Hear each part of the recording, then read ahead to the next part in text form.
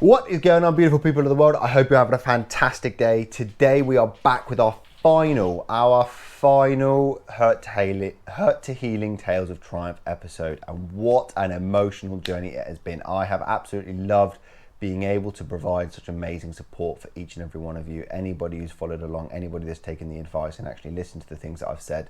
I really hope that you have changed your life, even if it is just a little bit, and you've been able to create healthy habits, or you've been able to create these journals and these daily tasks and rituals you're able to do that furthers and benefits your own physical and mental well-being.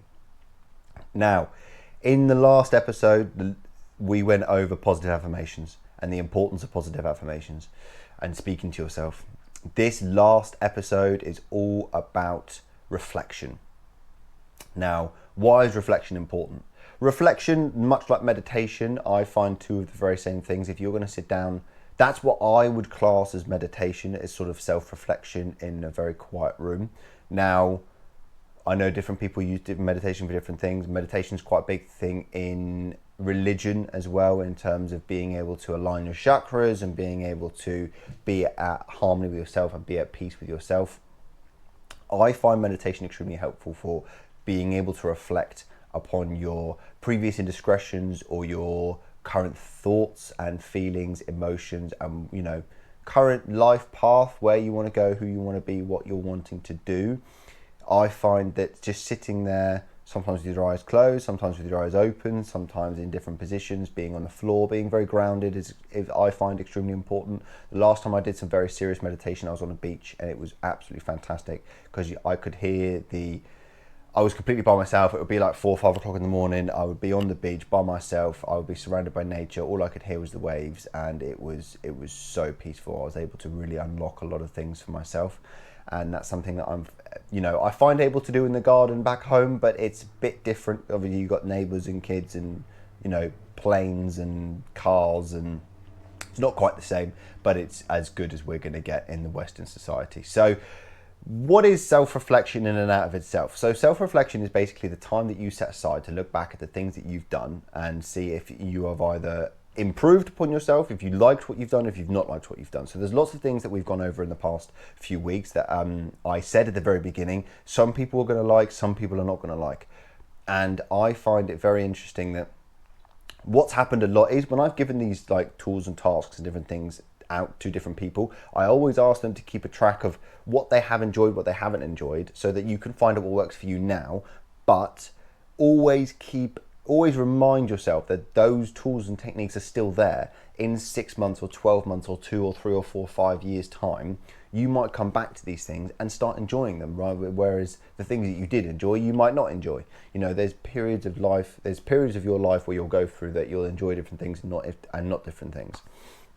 For example, when I was traveling around Australia, a massive thing for me was journaling and meditating. They were two really, really big things, because I was working in the gym sort of like 12 hours a day, 6 days a week. Exercise wasn't fun for me anymore. It became I just didn't do it. I actually just stopped exercising, and it became much more about finding inner peace and finding inner harmony and trying to enjoy myself in that realm, something outside of the gym.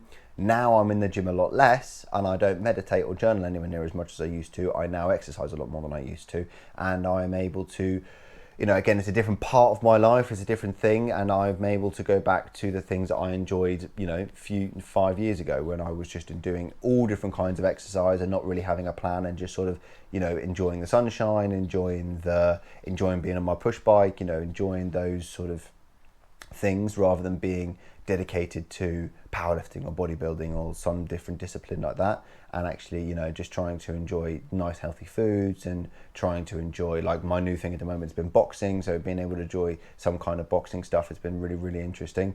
And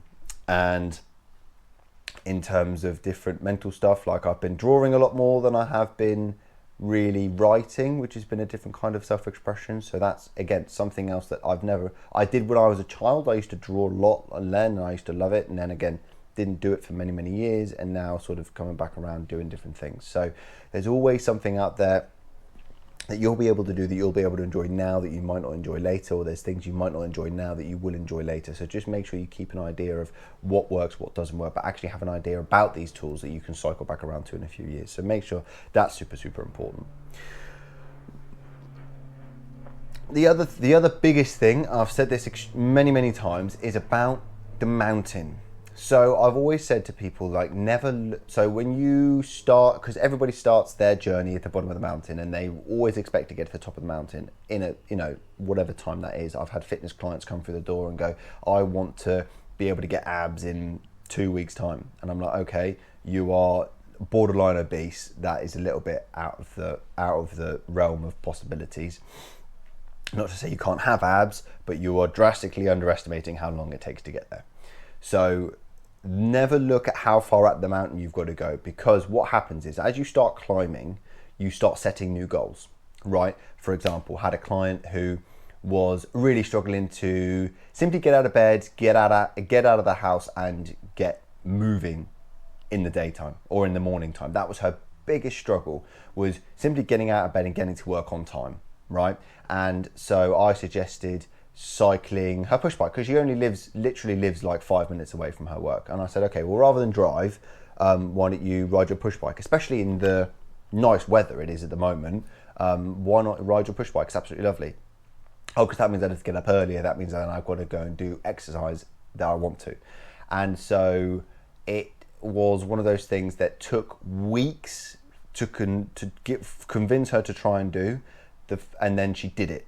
Out of the blue, she just turned around one week and she turned around to me and she goes, I'm cycling all week. And she did it all week, and she wasn't late for work all week. She was up an hour and a half before she had to be at work all week. And that has enabled her to go to sleep earlier. It's enabled her to have deeper sleep, and it has enabled her to then, because she started doing it, she's seen the benefits and she's been enjoying it. And so therefore she's continued to do it. So every day this week as well, she has also done it, and so extremely proud. Like, that's just, it's quite a big step, but that's a massive step. And that's something that, not everybody's going to be able to do. But like I said to her, starting simply, so what happened beforehand, she didn't just randomly start waking up and then going for cycle rides. So baby steps, very small incremental steps. So rather than start waking up and going for a cycle ride straight off the bat, she woke up earlier for like a month. So she had to be at work at 8:30. She'd usually wake up, probably get out of bed at like 10 past 8, and then mosey on downstairs, have a little bit of breakfast, and then leave at 8:30.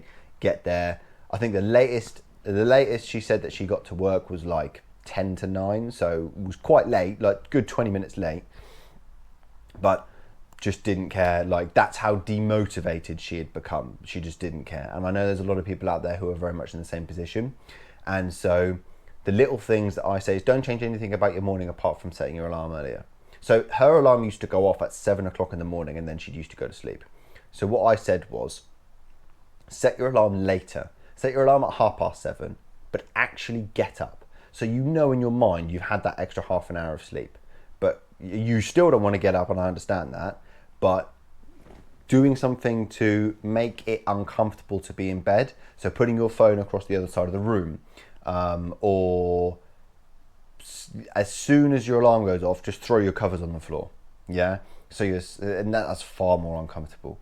Get up and go for a wee. That was one of the biggest things. Like, for me personally, like, once I'm up for a wee, like, I don't really ever set an alarm to get up, because I'm up at 6 or 7 o'clock in the morning, because that's when I need to have a wee. Once I'm up at that time and it's bright, it's different in the winter time, but in summertime, when it's bright at that time, I then really struggle to go back to sleep, because my eyes are open. I'm just like, I've been assaulted by the sunlight. So it's a bit like, okay, well, I'm up now, I might as well just stay up. And so that's sort of me up for the day, which is quite annoying in the summertime. In the wintertime, it's fine, just go straight back to sleep again, because it's all dark and dingy and horrible. But that is one of the biggest things for me, is sunlight. And so, well, the other thing I suggested was sleep with your blinds open, so that you naturally start to wake up a little bit more when it comes to being that time to be awake. Yeah, especially in the summertime when it's light at 5 o'clock in the morning, sleep with your blinds open completely, no curtains, no blinds, no nothing, little eye mask on so that you don't wake up immediately. But when you then need to get up for a wee at 6 or 7 o'clock in the morning, you're going to be pretty awake and really struggle to go back to sleep. So yeah, trying to find something that works for you is extremely important, but that's something that I would recommend, like little things if you really struggle to get out of bed. So what we did in terms of self-reflection was actually look back and go, okay, how did you feel after waking up that early in the morning? Oh, I felt a lot better. I mean, it didn't feel so good the first few days, but then once I got into the habit of going to bed earlier and I got into the habit of, XYZ, then I was able to, feel a lot better. I was able to move a lot better. My legs have stopped hurting now from cycling. I'm starting to get a little bit fitter. It's starting to become easier. Okay, so all of you stacking the wins, consistently and completely and utterly stacking the wins to be able to provide a better service to yourself. Okay, so rather than looking at, oh, I've got to cycle to work for the next week, look at it as I've already cycled to work for a week and it's become a hell of a lot easier. If I stop, it's going to become harder again. And I'm going to have to stop when it rains. That's one of the agreements that we had. Don't ride in the rain. I understand that. If you ride there if it's not raining, and if it's raining when you ride home, it's a bit different, but don't ride there in the rain. That's a caveat that we put in. So it's going to be nice for the next month. I was like, just get out there and get riding. I was like, it's going to help build up your legs, it's going to help build up your core, it's going to help build up your cardiovascular system. These very, very basic things that she really, really does struggle with. And I was like, you've got a really nice push bike, so just do it, especially while you can, because there's different cycles in life that you're going to be able to do and not going to be able to do. So don't stress about it too much. Just get out and get it done while you can. So again, self-reflection, and positive affirmations and your inner critic work. So loads of different tick boxes all at once, rather than saying, oh, I've got to cycle. Oh, I don't want to because it's going to be uncomfortable. Oh, I'm going to be in pain. Look at it as, oh, I've already cycled, that's amazing. Oh, and I've already built up my legs, that's amazing. And it doesn't really hurt anymore, that's amazing. And I don't get out of breath anymore like I used to, amazing. All of those things that you've done are absolutely phenomenal in being able to create long-term beneficial change. And you see the change nearly instantly, like within a week, she's noticed massive changes. Because it's such a small ride, like you will notice like massive, massive changes. And I was like, you're not doing massively long cycle rides. It is literally a mile up the road. Probably not even that, So that's phenomenal. Pat yourself on the back. Congratulations. And the same for the rest of you guys. When you decide to do something little, like I say, baby steps. Wake up a little bit earlier. Okay. Start eating a little bit earlier. Okay. All right. Now then you decide you're going to have to just go for it and cycle and just do it. Right. Whatever it is. So that's a big thing about how self-reflection can help you, and it can help you keep motivated and keep disciplined, because I find life is about being disciplined, because motivation comes and goes. I have been procrastinating about filming these videos I probably will have filmed about 4 by the end of today, but I have procrastinated about filming these videos for weeks. And that is a motivation thing. I just haven't been motivated to get in front of the camera and do the things that I know I need to do, because I've been so on doing everything else I need to do. I've been looking after the business rather than looking after the social media, because I don't get many views on my social media, and not that that particularly bothers me, because the views that I do get are actually very beneficial and I hope that they're really helping people. But the actual business side of things takes priority, and that's what I've been focusing on more than anything, is making sure that my business is set up and running so that I can actually change people's lives. Now, therefore, you've only got so much energy to put into different things. And something that really stuck with me was about when I've spoken to different business owners, is about enjoying life. It's something that they've always regretted from being 30, 40 years old, is that all they did was put time into their businesses and they didn't put any time into their personal growth. And that's something that I completely blabber on about all the time, is always take time for yourself. You're always the first person in, you're always the main character in your own story. You need to put yourself first. And I haven't been putting myself first. I've been putting everybody else first. I've been putting my clients first, and it's started to show. I've started to suffer in a lot of the things that I've been doing. So that's something, when I came to do my last lot of self-reflection, is that I'm burning the candle at both ends for no particular gain.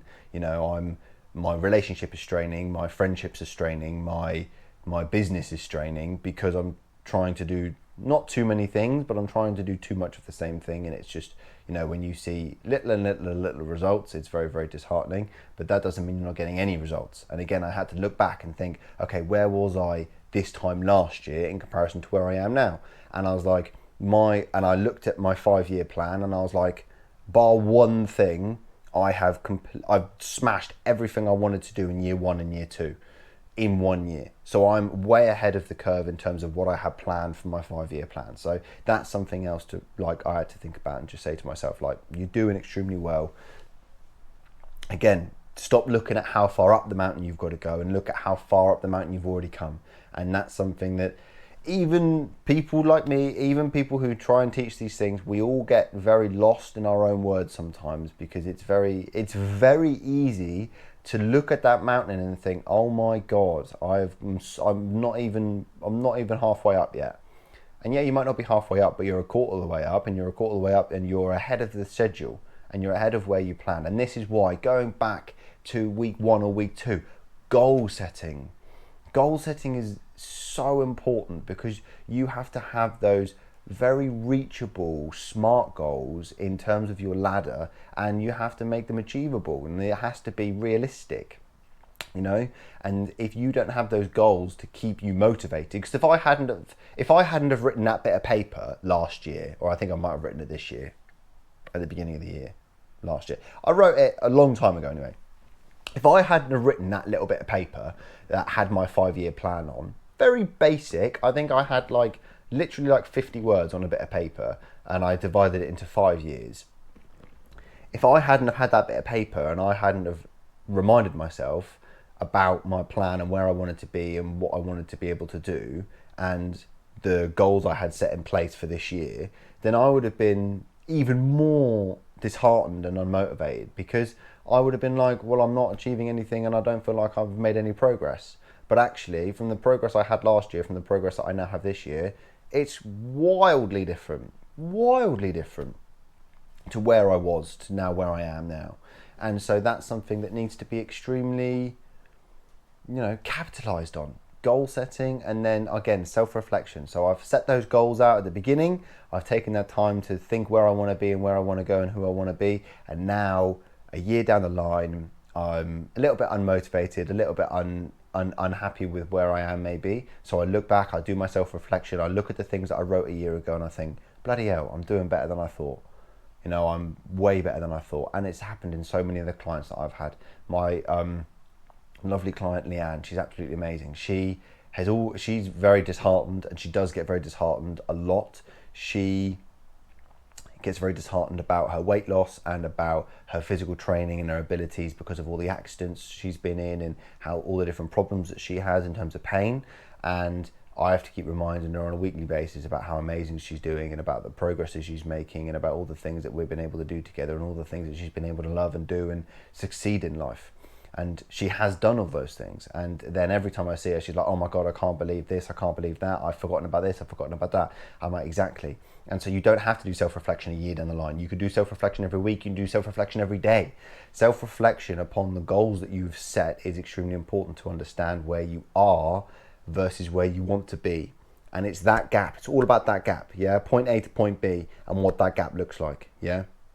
And you just got to monitor that gap and see how close you get from point A to point B, right? My point A to point B was over a 10-year cycle, right? I'm only there in comparison to where I want to be there. But that gap is, I've already surpassed where I wanted to be and gone to a further point. So I know that I'm closer to this goal than I should be. And that's good, because I know at some point in this gap, I'm going to be further away than where I want to be. But I'm still going to be closer than where I was. So it's all about finding out that gap and how you can make that gap as small as possible, but monitoring the progress, keeping self-reflection up to date is extremely important. So thank you very much for following along the series. I really hope there's something that you took massive beneficial change away from this. I really hope that you were able to change parts of your life and feel better, both physically and emotionally. Please feel free to reach out, comment your thoughts down below. Don't forget to like and share this video with someone that you think might need the support. Don't forget to subscribe for more beneficial change videos and being able to support your life really in any way I physically can. And I shall see you in the next one.